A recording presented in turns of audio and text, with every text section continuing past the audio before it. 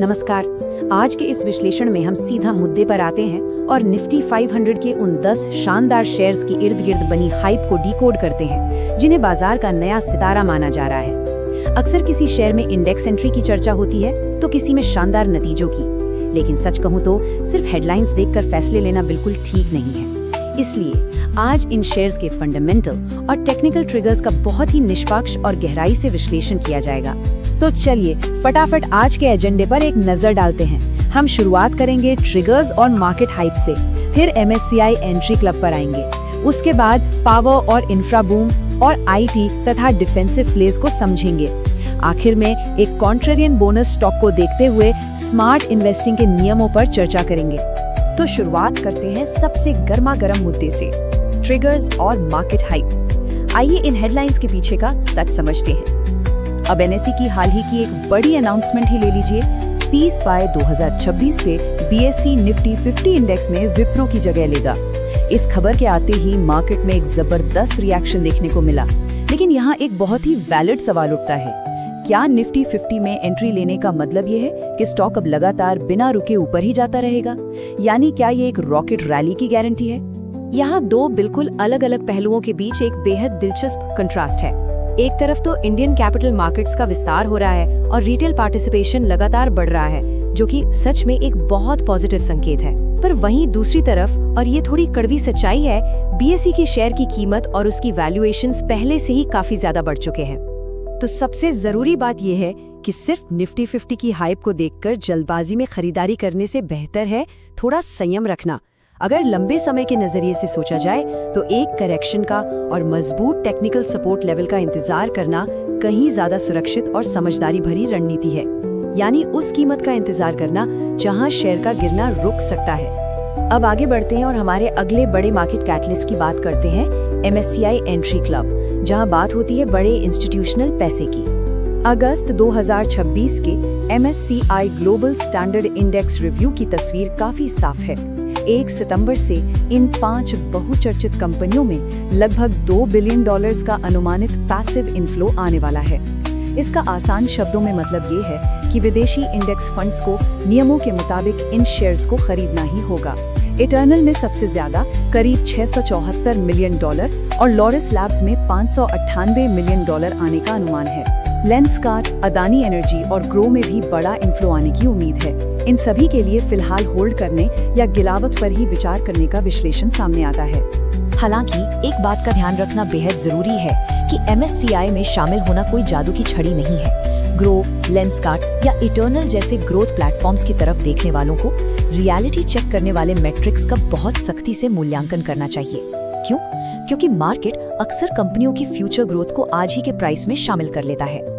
इसलिए सिर्फ अच्छी सेल्स देखना काफी नहीं है, ये जानना बहुत जरूरी है कि कंपनी असल में मुनाफा कमा भी रही है, ये सिर्फ बिजनेस चलाने के लिए तेजी से कैश जला रही है। और हाँ, अडानी ग्रुप के मामले में डेट वॉलेटिलिटी भी एक बहुत बड़ा फैक्टर है जिसे अनसुना नहीं किया जा सकता।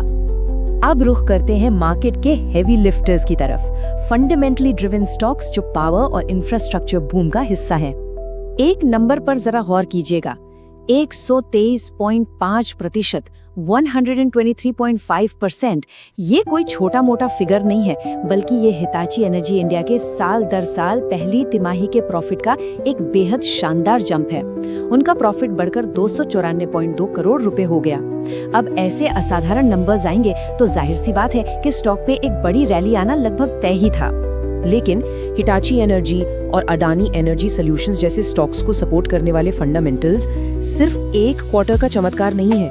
दरअसल इनके पीछे बहुत ही ठोस मैक्रो थीम्स हैं जो इस वक्त पूरे इंडिया के इंफ्रास्ट्रक्चर लैंडस्केप में प्ले आउट हो रही हैं। सोचकर देखिए, बिजली की लगातार बढ़ती मांग, डेटा सेंटर्स का तेजी से विस्तार, ग्रिड मॉडर्नाइजेशन और रिन्यूएबल एनर्जी का बढ़ता इंटीग्रेशन, ये सभी ऐसे फैक्टर्स हैं जो इस सेक्टर की लॉन्ग टर्म स्टोरी को बेहद मजबूत बनाते हैं। वहीं दूसरी तरफ जब RVNL जैसे बेहद पॉपुलर इंफ्रास्ट्रक्चर स्टॉक्स की बात आती है तो तस्वीर थोड़ी बदल जाती है। यहाँ भारी रिटेल हाइप एक बहुत बड़ा रिस्क भी पैदा करती है।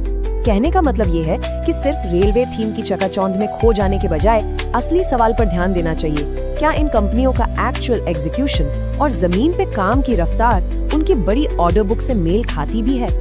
क्योंकि जब उम्मीदें बहुत ज्यादा होती हैं तो वैल्यूएशंस अक्सर असलियत से काफी दूर निकल जाते हैं। चलिए अब मार्केट के थोड़े शांत और ठहरे हुए हिस्सों की तरफ चलते हैं, यानी कि आईटी और डिफेंसिव प्लेज, जहां एक तरफ स्टेबिलिटी है तो दूसरी तरफ डिसरप्शन का डर। टीसीएस जैसे एक विशाल आईटी प्लेयर के सामने इस वक्त सबसे बड़ा और डिफाइनिंग सवाल खड़ा है। क्या आर्टिफिशियल इंटेलिजेंस यानी एआई एक ग्रोथ इंजन है या फिर पूरी इंडस्ट्री के लिए एक बड़ा खतरा? ये बिल्कुल दो धारी तलवार की तरह है। एक तरफ एआई ट्रेडिशनल आईटी सर्विसेज को पूरी तरह डिसरप्ट करने का रिस्क पैदा करता है, तो दूसरी तरफ ये प्रोडक्टिविटी बढ़ाने और क्लाइंट्स के लिए बिल्कुल नए सॉल्यूशंस तैयार करने का एक बहुत बड़ा अवसर भी लेकर आता है। इसी बीच आईटीसी जैसा स्टॉक एक बिल्कुल ही अलग तरह का डिफेंसिव फ्लेवर पेश करता है। अपने मजबूत cigarette cash flow, FMCG business के लगातार विस्तार और होटल बिजनेस के जरिए ये एक शानदार शील्ड तैयार करता है।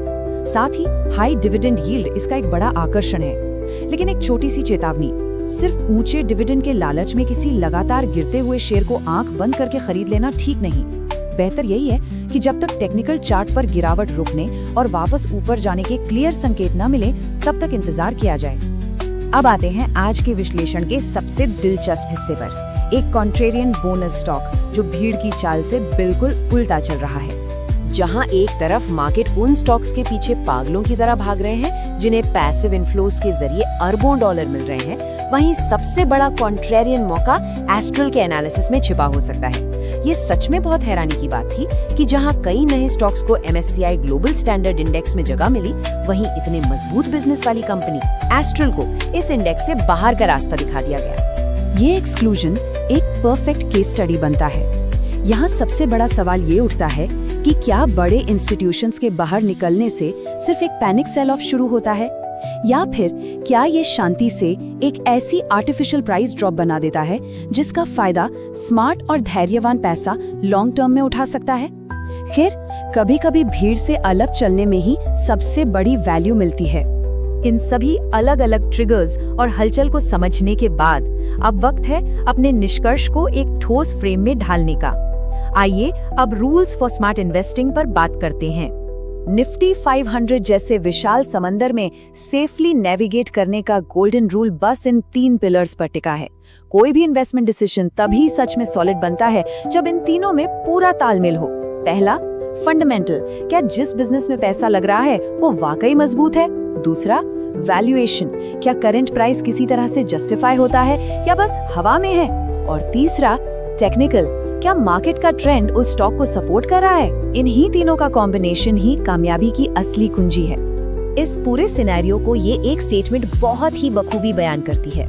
खरीदने का मतलब ये नहीं कि शेयर कल ही ऊपर जाएगा, और होल्ड करने का मतलब ये नहीं कि रिस्क खत्म हो गया। मार्केट की ये असलियत हमेशा याद रखने वाली है कि ट्रिगर्स की पहचान करना तो बस पोर्टफोलियो रिस्क मैनेजमेंट की शुरुआत भर है। असली काम उसके बाद भी जारी रहता है। इस गहरे विश्लेषण को समाप्त करते हुए एक आखिरी और अहम सवाल छोड़कर जा रहा हूँ।